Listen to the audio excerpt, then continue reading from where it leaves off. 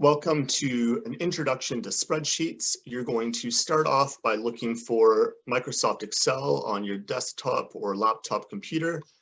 And then from there, you'll open up the file that you've been provided within class to begin your spreadsheet work.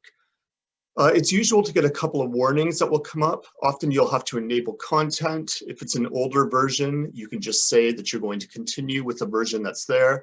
Sometimes it'll say that formulas are broken. In general, you can ignore most of the warnings and adapt them as needed. What's important is anytime you set up a spreadsheet file, for you to go and save it as a new file name on whatever drive you're using. But because a number of these documents will be submitted, it's always a good idea to go and include your name in the file name so that you can go and have that included when it is submitted for marking. So wherever you're going to be saving your file, include your name in the file name, adapt the file name if needed. Spreadsheets are a really valuable tool in data management. They're used in a lot of different university programs. And I've had a number of my former students comment that they run into people in university that also took data management, but never used a spreadsheet. Everything was just done with textbooks and calculators. And one comment I received just a couple of years ago was a student who was in a first-year psychology course. She had a 3-hour lab that was booked in the computer lab to go and do a major spreadsheet assignment. And she was done the assignment in half an hour of the 3-hour lab, went and helped out some other students. In her words, she made her spreadsheet, went and improved the format of it, showed it to a TA who said that it was incredible and that she should submit it and leave 2 hours early. And that's what she did. So by the end of this course, you should have spent a lot of hours on spreadsheets, which will be a really valuable tool either in future workplaces or also in college and university programs. I'm going to do a really fast overview of some of the basic things that you have in a spreadsheet program, and then I'll show how to set up a couple of formulas. And then from there, you can look at the completed examples. It just takes time for you to work through and look at all the little formatting options that are here, all the different kind of text-based tables that you could go and change when you're in a word processing program also work here too. A couple of things on terminology. This is called a column, so this would be column E. In this case, we have a row, so we would call this row 19. And then whenever they intersect, this is a cell, and the cell is almost always labeled with the letter first, so E and then the number 19. And that just kind of gives a bit of an overview as to how we use some of the language. One of the most important sections of the spreadsheet is this overall insert function or formula. And here is where you would type in a formula in order to calculate something like the average, or later to do a correlation. And then outside of that, the other benefit of a spreadsheet is that it has multiple worksheets. So each of these little tabs creates a new worksheet. You could always go and add your own and rename it as well, so that you can have multiple sheets within each of your spreadsheets here. Outside of that, all the other formatting is for you to kind of discover on your own. Once we get into graphing, you will go and set that up by highlighting a table and graphing and seeing those different components, but I'm going to focus more on the formulas right now. So one of the key formulas that gets used is a sum formula, where you would go and highlight all the different values that are here, and then go and calculate a total. So for something like precipitation, that's going to be important to do, where you want to kind of know that overall total. For something like temperature, that's not as necessary. And so in that case, we're not going to bother with that. The other formulas, for the most part, you start typing in what's there and it'll prompt you. And normally it'll be that top value that's there. But for every formula, you're going to start with an equal sign, type in the formula, use a bracket, use the mouse to go and highlight just the data that you want to find the maximum value of. Notice that I'm not including the total here because that's not part of my data set. And then you'll close the bracket and hit enter. and then that will give you the maximum value. Watch the formula bar as I go and type in the next one. So I'm going to look at the minimum.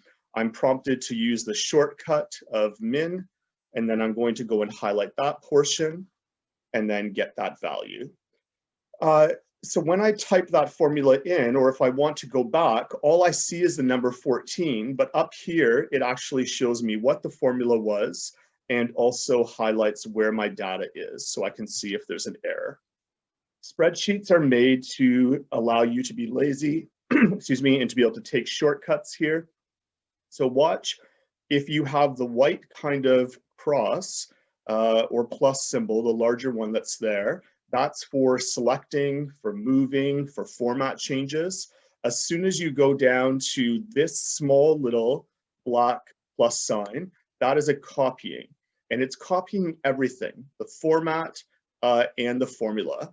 And so as soon as I do that, it's not just going and replicating the 14, it's actually going and dragging everything that's there. And to double check that it worked, all you have to do is go back up to the formula box, and you'll see that it actually moved your formula, but also the references over to this next column. And so in this case, I have maximum value from B2 to B7.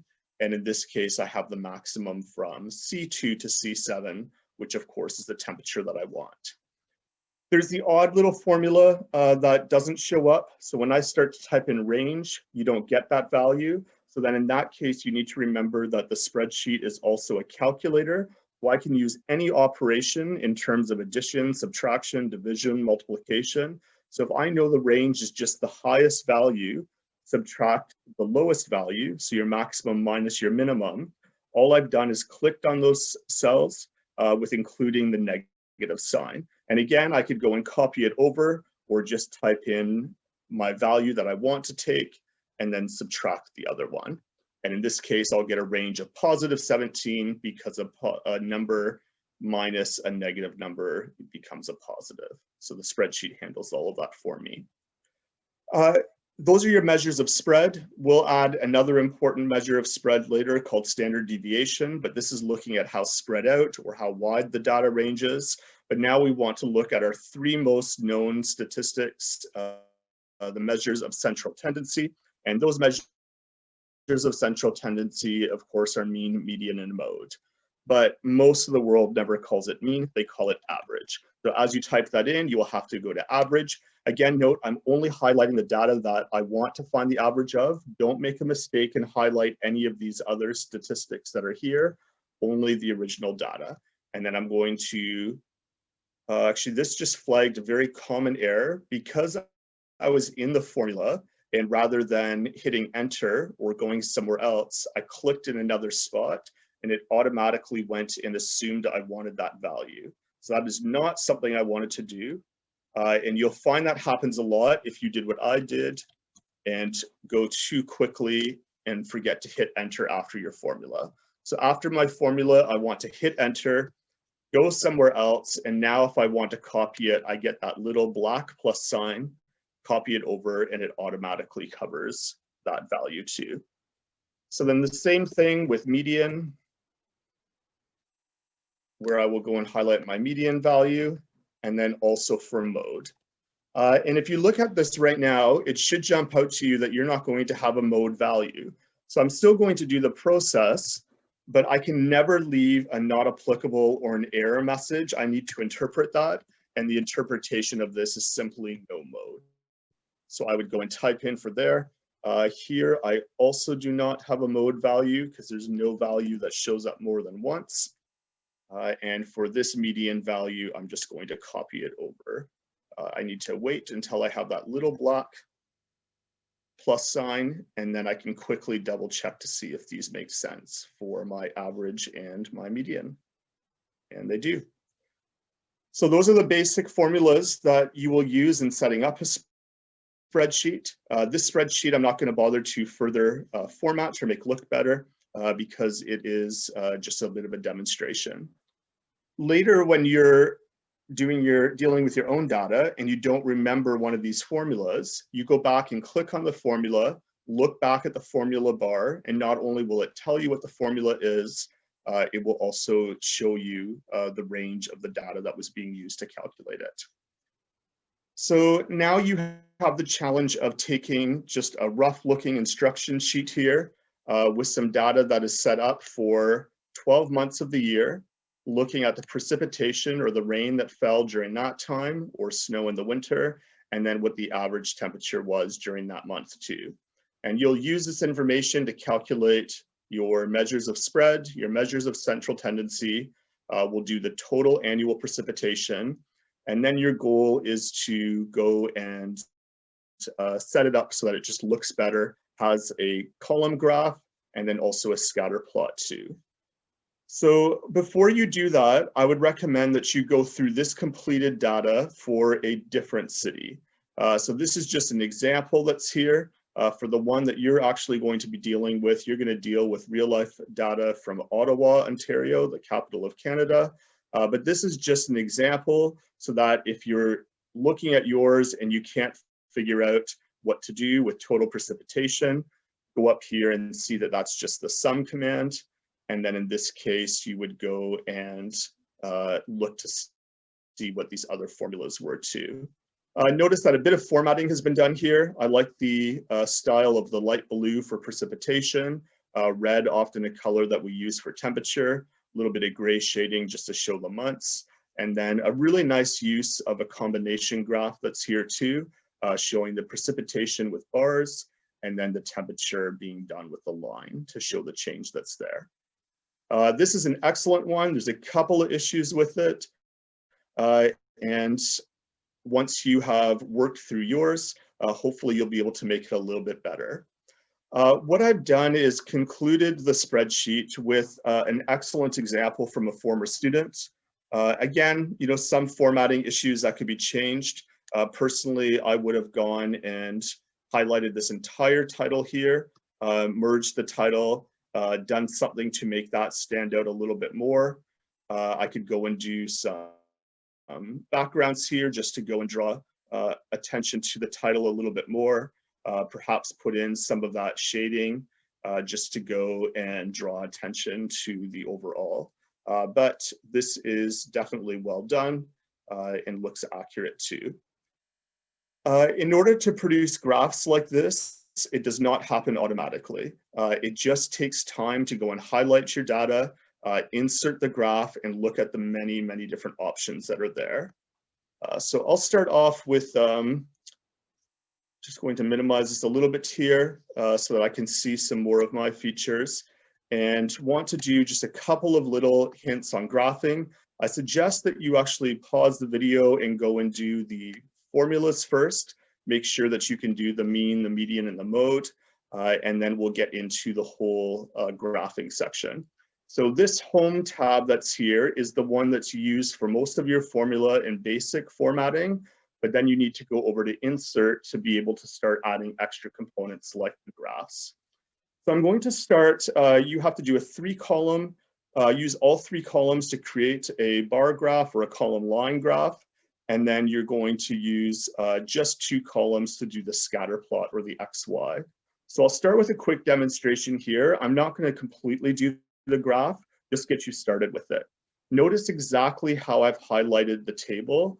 That is essential for going and having all the information on the graph. The most common error is to only highlight the main data, but that doesn't prompt the spreadsheet to use the titles that are there. This is also wrong for the first graph, but is what you would do for the XY scatter plot. And then I'm going to do a very subtle error that will deeply impact your graphs. By highlighting a couple of the blank spaces, it's actually going to add a blank row to the beginning of your graph. So your bars won't go and show right at the beginning of the axis. It'll actually go and put in some wrong information there. So highlight exactly what's showing. If you know what kind of graph you're doing, like a bar or a combination graph, you can go through this. But I strongly recommend always using the recommended charts feature because it allows you to go through and pick some of the different options here.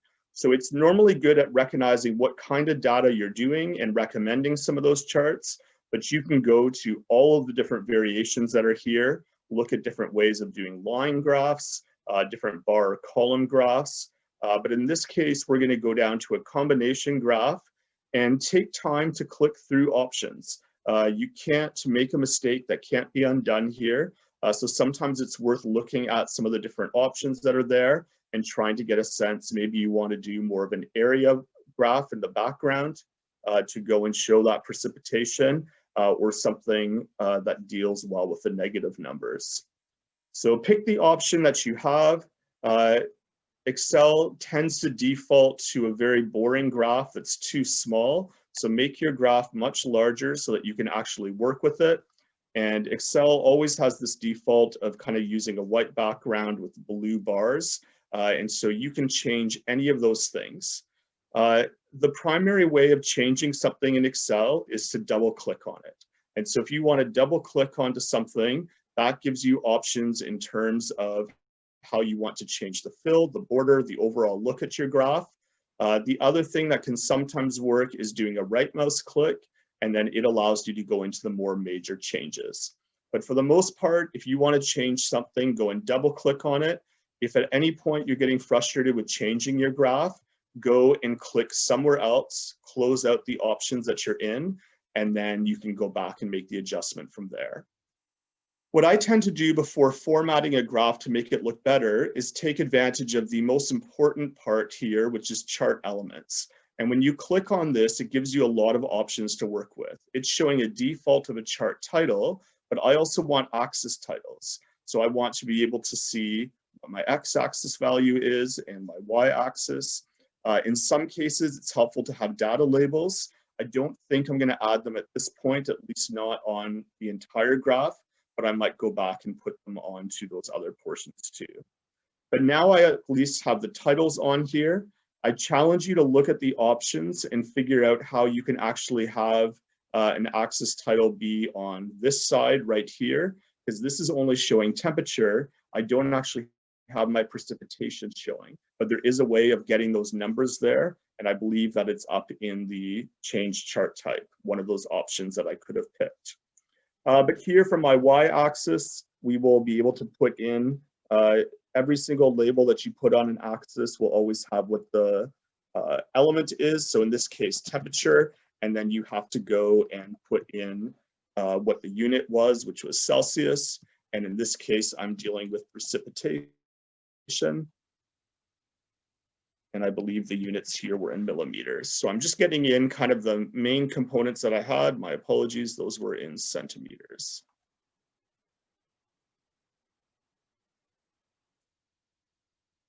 And so once you have that in, now you can start to do the format. So this font size is much too small, so I can go and increase that font size. That was probably a little too aggressive. And then I can go and change other features onto my graph too. Maybe I don't want the legend down at the bottom here where it's a little tricky to see and it's blending in. So I could always decide that maybe I'm going to include that as part of a subtitle and then go here to be the climate graph for Ottawa.